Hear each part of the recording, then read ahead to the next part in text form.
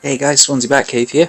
I'm playing Yu-Gi-Oh! Duel Links again, and I thought I'd take you through sort of a deck tech of the deck I've been using recently to play against the NPCs and got me into Gold Rank 1 on PvP, which is pretty much where I seem to sit without sort of constructing a deck specifically to win. Not to win, but to, yeah. So this is the deck I'm using with most of my characters to level them up. We are using 3 Dark Effigy, which is from the current set. Came out, it's like a limited run small box that they're selling in-game. So Dark Effigy is, you tribute summon a dark normal monster, you can treat it as 2 summons, 1500 Fiend. 3 of them. And that is used to summon, currently I think it's the highest spellcasted dark type. That needs 2 summons, it's 2900 and it needs 2 summons, which is Cosmo Queen, again from the new set. So that is the main win condition, is getting one of those out, or 2 of them, and then, well, winning from just damage. So to get them there are a couple of tech cards. So first of all, there's a double cost on, just because it's an extra thing to get.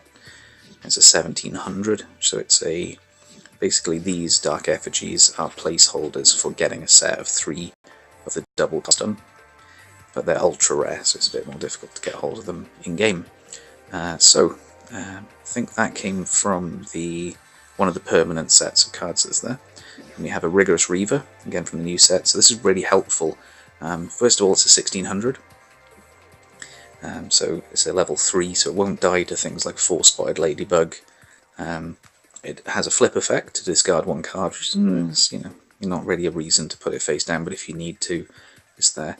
The main thing is, if you can destroy it by battle, then whoever gets killed by it, kills it, loses 500 attack and defense. So there's a lot of decks that will use cards to sort of revive it and bring it back. So it'll constantly just lower your opponent's monster's attack. Similar to that then is the other card, Needle Sunfish, which does the same thing. So when this card is sent to the graveyard, so if this card is used for a tribute summon even, or like a card effect, something's gonna lose 500 attack. And then we have a Sphere Kribo, just in case you draw a bad hand and we have to sort of waste a turn by just throwing it away. And 2 Flash Assailants, because they are very helpful early on and late in the game, because most of the deck is going to be playing out most of your hand, unless you happen to draw 3 Cosmo Queens in the first turn. But yeah, it's helped so far, it's great, and it's a dark monster. Don't know why it helps, but I like to have all dark in the deck.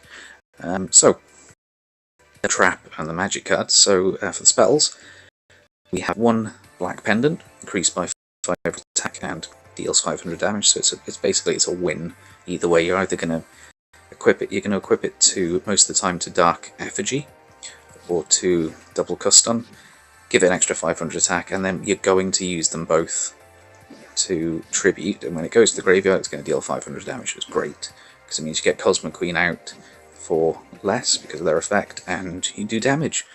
Second equipment spell is the Sword of Deep-Seated, which is unlocked on Pegasus at I think like level 10 or something like that. So again, it's 500 attack and defense, but when it goes to the graveyard, it goes to the top of your deck. Now, it can be fun, it can be good, and it can also be very bad if you happen to equip it to something like Dark Effigy. It dies and you have nothing else in your hand. You're drawing into basically a dead card. But so it may be that I might swap that out for something else, but at the moment it's good because if you tribute Dark Effigy, get a Cosmo Queen, you know the next card you're drawing is Sword of Deep-Seated, and you're going to get 3000 plus attack out of that one tribute, which is pretty nice. So then there's sort of a standard set of trap cards. So Blast held by a tribute is sort of helpful if your opponent's going to summon something, tribute summon something, so if they have a similar deck. Sometimes I'll swap that out for something else. Mirror Wall, which has to go in every deck.